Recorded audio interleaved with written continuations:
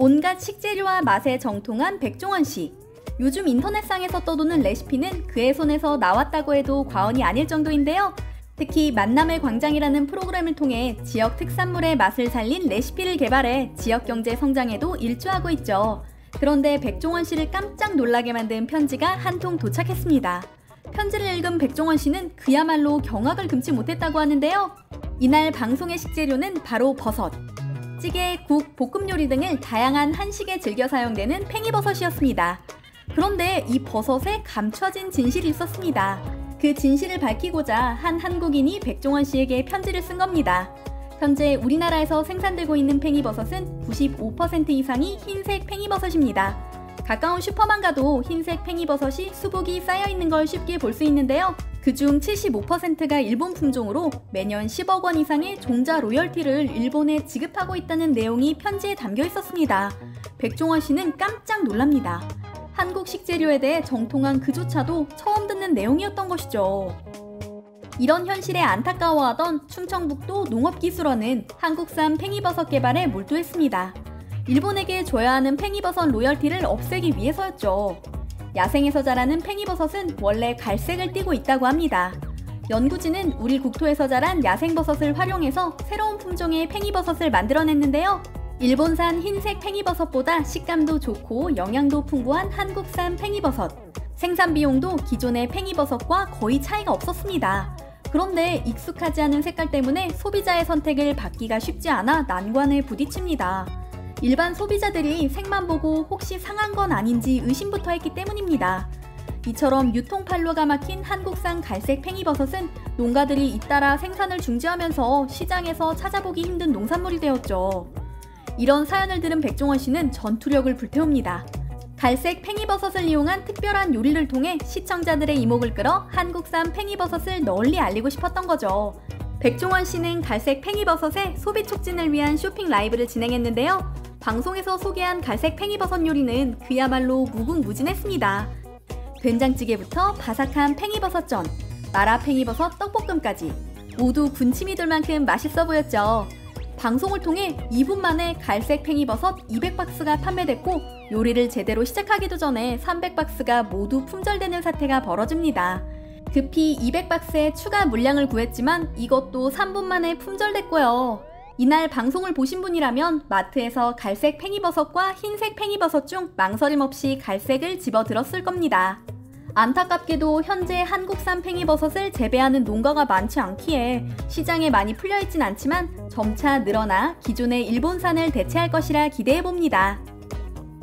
평창 동계올림픽에서 동메달을 획득한 일본 컬링 선수들이 하프타임 동안 딸기를 우물거리는 게 화면에 잡혔습니다. 이 화면이 방송된 후로 그야말로 난리가 났었는데요. 바로 그들이 먹고 있는 것이 한국산 딸기, 설양이었기 때문이죠. 한국산 딸기가 얼마나 맛있었던지 일본 컬링 선수는 기자회견에서 한국 딸기가 놀랄 정도로 맛있었다고까지 말하기도 했습니다. 일본 아사히 신문 영문 사이트에 따르면 사이토겐 농림수산상이 선수들이 한국산이 아닌 일본산 딸기를 먹었다면 더 기분이 좋았을 것이라고 밝힐 정도였는데요. 그러면서 사실 일본 대표팀 선수들이 먹은 한국산 딸기는 일본 품종에 뿌리를 둔다며 일본 딸기의 이종교배를 통해 새로운 품종이 탄생한 것이라는 망언까지 합니다. 이에 대해 충남농업기술원 딸기연구소 김현숙 연구사가 명확하게 대답합니다. 한국이든 일본이든 자생종은 없으며 모든 딸기가 미국과 유럽에서 들어온 후 개량을 거쳐 만들어졌기 때문에 일본 장관의 말은 틀렸다고요. 또한 설양은 우리나라 연구진이 만든 한국 토종 딸기라고 강력한 어조로 말합니다. 눈 속에 핀 향기로운 딸기라는 뜻의 설양. 한국 토종 딸기로 국내 수확량의 87%를 차지할 정도로 맛에 있어 이름난 품종입니다. 김현숙 연구사에 따르면 2000년대 초만 해도 전체 딸기 농가의 90% 가까이가 일본산 품종을 썼다고 하는데요. 최근 들어서 이 상황이 완전히 역전됐다고 합니다. 한국산 90%로요. 2002년 일본이 연 30억 원이라는 과도한 로열티를 요구하면서 국내 딸기 농가들의 수출이 80%까지 감소하게 됩니다. 이에 국산 딸기 연구에 박차를 간 연구원들 덕분에 여러 토종 딸기 품종이 나왔고 로열티를 주지 않아도 되는 국산 품종 중심으로 재배해서 소비자들의 사랑을 받게 된 것이죠. 실제로 일본은 한국의 딸기 때문에 매년 40억엔, 약 411억 원의 손해를 보고 있습니다. 갈색 팽이버섯과 딸기뿐만이 아닙니다. 초반에 일본에게 로열티를 지급하다가 더 우수한 품종을 개발해 완전히 한국산으로 시장을 장악하게 된 농산물 사례가 여럿 있습니다. 그중 하나가 포도 품종 중 하나인 샤인머스켓인데요. 껍질째 먹는 청포도 품종으로 높은 당도를 자랑하죠. 일반 포도와 달리 망고 맛이 나는 것이 특징인데요. 포도 특유의 신맛이 없고 평균 당도가 17에서 22브릭스로 매우 높습니다. 원래 샤인머스켓은 1988년 일본 과수시험장에서 육성한 품종입니다. 그런데 농촌진흥청이 국내 기후에 맞는 재배 기술을 표준화시켜 2014년 국립종자원에 품종 신고를 완료했죠. 본격적으로 재배를 시작한 지 몇 년 지나지 않아 우리나라뿐만 아니라 미국, 싱가포르, 홍콩 등 10개 국가에 수출하기 시작합니다. 재작년부터 SNS 등을 통해 인기를 끌었던 샤인머스켓의 열풍이 해외까지 번졌습니다. 샤인머스켓 한 송이에 8만원! 중국에서 평범한 포도는 한화로 1,700원인 걸 감안하면 무시무시한 가격입니다. 같은 품종이라 할지라도 한국산과 중국산의 가격 차이는 확연합니다. 중국산 샤인머스켓은 500g당 1만원 선인데 비해 한국산은 보통 7, 8만원을 호가하거든요. 이유는 한국산에서 느껴지는 뛰어난 당도와 위생 때문입니다. 한국산은 원산지 관리 등을 통해 위생적으로 생산되어 안전하다는 인식과 포장이 고급스러워 선물로도 좋았기 때문이죠. 홍콩에서는 아예 일본산 포도를 대체할 정도로 인기입니다. 베트남에선 65,000원 선으로 가격이 형성되어 있는데 프리미엄 선물 1위로 꼽히고요. 태국에서는 SNS를 통한 K-푸드 마스터 챌린지를 진행했는데요. 유명 엔터테이너와 인플루언서가 참여해 샤인머스켓 한 입에 많이 넣기 등 다양하고 참신한 방법으로 한국 농식품을 홍보했죠.